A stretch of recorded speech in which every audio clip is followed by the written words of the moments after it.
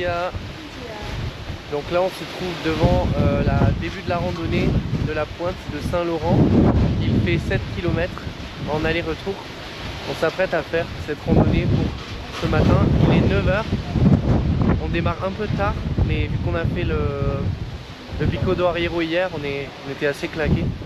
Et il y a beaucoup de vent, comme vous pouvez voir derrière nous. Je ne sais pas si vous m'entendez très bien. Donc cette randonnée, elle est encore très populaire. Ouais. Et on verra, ça a l'air très beau. Ça a l'air vraiment magnifique. À savoir qu'il faut payer 1 € par personne pour accéder au site. Enfin, c'est pas obligatoire, mais le mieux c'est de payer quand même parce que c'est une zone spéciale protégée, donc c'est quand même bien de participer pour la protection de l'environnement. On a vu beaucoup de personnes qui ne payaient pas. On ne sait pas encore s'il y a quelqu'un qui contrôle, mais c'est pas bien de ne pas payer, éviter de le faire parce que c'est une zone protégée. Si on paye, c'est pour quelque chose. Donc voilà, payer.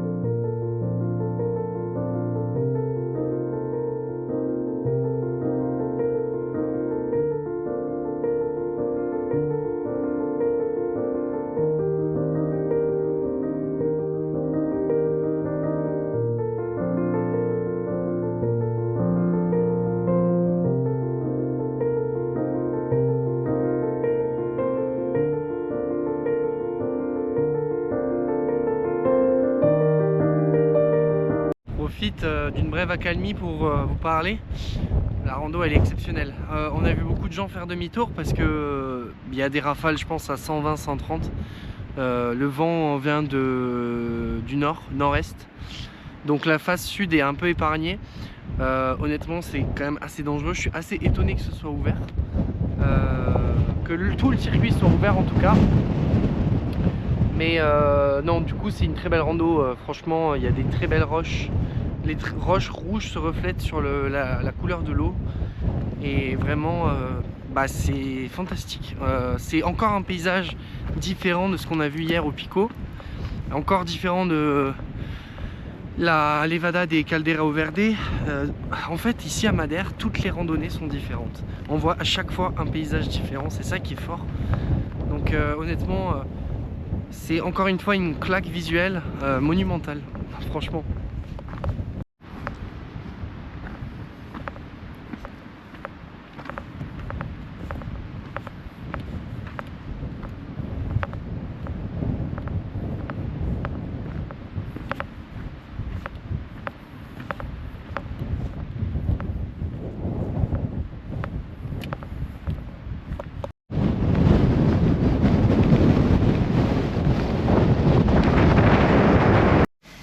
Alors, nous revenons de notre randonnée à la pointe de Saint-Laurent. Énormément de vent. Ouais, on s'est pris des rafales. Je sais pas combien il était le vent. Ouais, je pense 130, 140 facile en rafale. Mais la rando, ils l'ont laissée ouverte, donc les gens au retour, en fait, le vent nous poussait, à l'aller, le vent nous freinait. C'était dur, mais en vrai, c'est ouais, ça fait une expérience, on va dire. Il y a juste une remarque il y a juste un reproche qu'on ferait au site, c'est que même s'ils font payer 1 euro à toutes les personnes qui viennent, ce serait bien qu'il y ait des projets qui soient faits parce que malgré le fait qu'on mette 1 euro pour la randonnée, et bien en fait il y a les barrières de sécurité qui sont en très mauvais état, il y a des épines qui sortent des fils, du coup on peut pas vraiment s'y accrocher parce que ça nous blesse les mains. Et il y en a qui ne sont même plus debout, donc en fait ça ne nous protège pas du tout du vide. C'est un peu dangereux du coup quand il y a beaucoup de vent, mais bon écoutez... Ouais, non, ça c'est un reproche parce que quand tu payes... Bon, ils justifient le paiement parce que c'est une zone protégée. Mais à partir du moment où on paye un site naturel, bah on attend à ce que forcément derrière il y ait des investissements qui soient mis en place pour protéger et pour assurer la sécurité des randonneurs. Donc on revient un petit peu sur notre décision. Déjà, je pense qu'il y a énormément de monde qui ne paye pas parce qu'il n'y a aucun contrôle. Personne ne contrôle si vous avez payé ou pas. Payer, oui, pour l'honneur et la bonne conscience. Mais alors, honnêtement, moi là maintenant, quand je le vois, c'est vrai que ça nous a un peu gonflé, quoi, pour le coup. Parce que bah, tu payes pour rien au final. Hein. Non, ça ne nous a pas gonflé, mais on se disait que c'était dommage... qu'on ne se sente pas en sécurité, surtout quand il y a beaucoup de vent comme aujourd'hui. Ouais. Vraiment les enfants, je sais pas comment ils font, parce que même nous les grandes personnes, on est sur le point de s'envoler, donc je sais vraiment pas comment ils font. Mais c'est une belle randonnée à faire, c'est que 3 km aller, 3 km retour. Y a pas le dénivelé, ça va. Et franchement, il y a de très très beaux points de vue, de très très beaux paysages, c'est magnifique. Ouais, ouais. C'est vraiment magnifique. Honnêtement, en termes de paysage, c'est encore différent des paysages qu'on a vus aux autres randonnées qu'on a faites. Là, il y a des roches rouges qui se reflètent dans la mer. C'est très désertique, il y a des plantes qui sont endémiques vraiment à cette pointe. Et la mer est bleue, vraiment. Bah, alors, c'est mieux qu'il y a du soleil. Nous, il faisait nuages et soleil en même temps. Par contre, encore une fois, allez-y tôt. Parce que là, il est midi 30. Il y a tout le monde qui arrive. Le parking est blindé, donc vraiment, allez-y à 8 h, vous serez relativement tranquille. Nous, on s'est encore sacrifié, on s'est encore levé tôt, mais on était relativement tranquille et on a pu profiter de la beauté du site tranquillement. Donc ouais, quand même, on vous recommande d'y aller, c'est à faire. Du coup, après cette petite randonnée, on vous avoue que nos jambes sont fatiguées. Et on a faim. Ouais, on a très faim. On va aller du côté du village de Porto da Cruz. Ça a l'air d'être joli, hein. C'est un petit port avec une sable noire. Donc on va manger là-bas directement. J'ai vu qu'il y avait des restaurants avec des fruits de mer. Et voilà, on vous filme tout ça et cet après-midi c'est repos aussi tranquille. Du coup, on vous retrouve ce soir à Porto da Cruz. On ressort au même restaurant qu'on est allé manger ce midi. C'était vraiment très très bon. Ah oui. Du coup, on retourne retenter l'expérience. On va prendre un plat différent cette fois-ci et on vous dira ce qu'on en pense. Ok, du coup, pour commencer, on s'est pris... Bon, moi, en entrée, je me suis pris un bol d'okako en sandwich. Et Chania, une petite soupe de légumes. T'es contente? Ça a manqué la soupe, hein. Du coup on a attendu dehors parce que bah il y a énormément de monde, hein, comme vous pouvez voir. C'est vraiment hyper célèbre. En même temps, quand on a mangé à midi, on a compris pourquoi. C'était vraiment très savoureux. C'est frais. Et du coup pour le repas, qu'est-ce que tu t'es pris? Des calamars. Grill squid. En 2 portions, moi j'ai pris ça aussi, j'avais pris ça à midi, c'est une dinguerie. Donc à tous un très bon appétit. Voilà le coq, toujours quand il n'y a plus rien à manger. Bon, on a déjà beaucoup mangé là. On a tout terminé déjà. Il n'y a plus rien. C'était des grill squid. Comme vous pouvez voir, c'est frais. My god, vraiment très très bon. Hein. Trop trop bon. Tu regrettes pas alors? Ah non, avec le riz c'est incroyable. On l'a déjà mangé, il n'y a plus rien.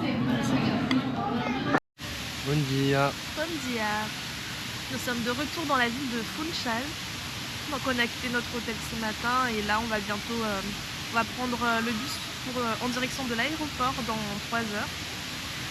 Du coup on a 3 heures à tuer à Funchal. Ouais. Bah, je pense qu'on va pas faire grand chose, hein. On va surtout se poser.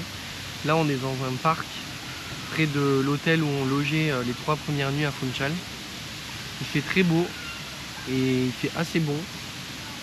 Bon, il faut que je vous raconte une petite histoire qui m'est arrivée.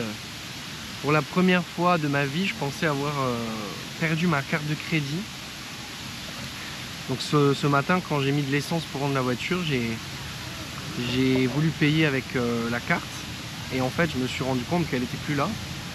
Donc un peu panique à bord, je commence à chercher. Je me dis où est-ce que j'ai pu la mettre. Je me dis que j'allais faire opposition tout de suite, parce qu'en plus je m'en rends compte tard, puisque je l'ai utilisé la dernière fois, hier midi, quand on est allé au restaurant avec Chania. Et du coup, je me dis quel vêtement j'ai mis. Et en fait, quand je regarde dans mon sac à dos, elle était glissée dans la poche de mon short que j'avais mis. Donc je suis allé hier, on est à profiter un peu du jacuzzi. Je suis allé dans le jacuzzi dedans et j'ai essayé de payer un café là tout à l'heure, ça marche, ça fonctionne. Faudrait que je m'achète un cerveau, mais bon ça c'est pas la première fois que... Ouais, c'est mon gros problème, mais bon là tout est réglé, tout est résolu, la carte fonctionne et n'est pas perdue, donc ouf, un grand ouf de soulagement quand même. Voilà. Alors on profite du coup de cette petite phase d'inactivité pour vous débriefer un petit peu sur notre voyage à Madère qui s'achève. Alors les vacances ne sont pas finies, il nous reste encore quelques jours au Portugal, mais on partira de cette île, on a passé 10 jours au total. Alors que dire, beaucoup de choses. Il y a des gamins qui sont en train de faire un spectacle, du coup bref, je vais continuer. Beaucoup de choses à dire. Ça n'a vraiment rien à voir avec ce qu'on peut connaître en termes de paysages en Europe. C'est vraiment très très différent. Les paysages sont vraiment exceptionnellement beaux. L'île est... Du coup, on était en train de débriefer sur notre séjour à Madère quand on tombe sur un spectacle au beau milieu du jardin municipal de Madère. C'est un auditorium. Et en fait, c'est ce genre de moment auquel tu tombes par hasard, tu t'attends pas du tout. C'est magique, c'est trop bien. C'est les derniers réglages techniques. Hey, ça va?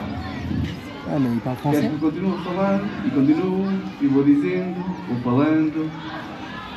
Aí atrás não se vê.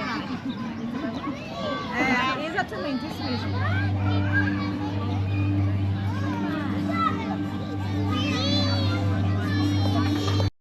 Ok, en direct là, on est à l'aéroport de Madère, on va bientôt décoller.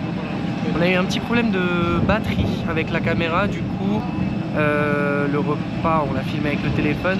On a mangé à Casa Bolo de Caco pour finir. Et là on est sur le tarmac de l'aéroport. C'est juste ouf.